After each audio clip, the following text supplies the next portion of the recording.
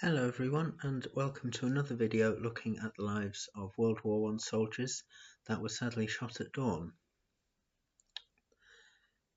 Private Welsh was born on the 3rd of July 1886 to Ernest Welsh and Mary Jane Welsh.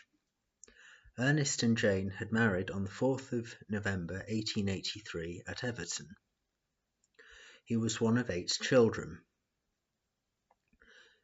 Now, it's important to say here that the name on his memorial is different, or at least appears to be different, to what he was actually called. As far as we can tell, he was actually called Cecil. Now, in around 1896, the family moved to Montreal for a short time before moving back to the UK by 1899. Ernest died in 1902 whilst working in a gold mine in America. Between 16th of April 1903 to the 4th of August 1904, Cecil worked in the Royal Navy when he was discharged for theft, and he also served a prison sentence in 1905 for theft, although it's unclear as to whether this prison sentence was to do with the theft in the Royal Navy or whether it was something else. By 1908, Welsh was back on the ships again, landing in Sydney, Australia on the 20th of July 1908 on the ship Indravel. He was working as a cook on the ship at this time.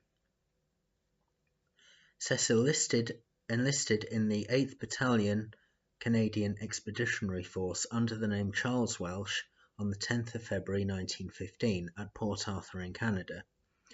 It is unclear as to why he enlisted under a different name, possibly to disguise his criminal past. It's also unclear as to precisely when he went to Canada. The unit sailed for France on the 23rd of November 1915. Welsh did not have a very good record in the army, serving 90 days in prison in 1916 for desertion and losing equipment, and on the 5th of May 1916 his mother had died. In November 1917 he deserted again.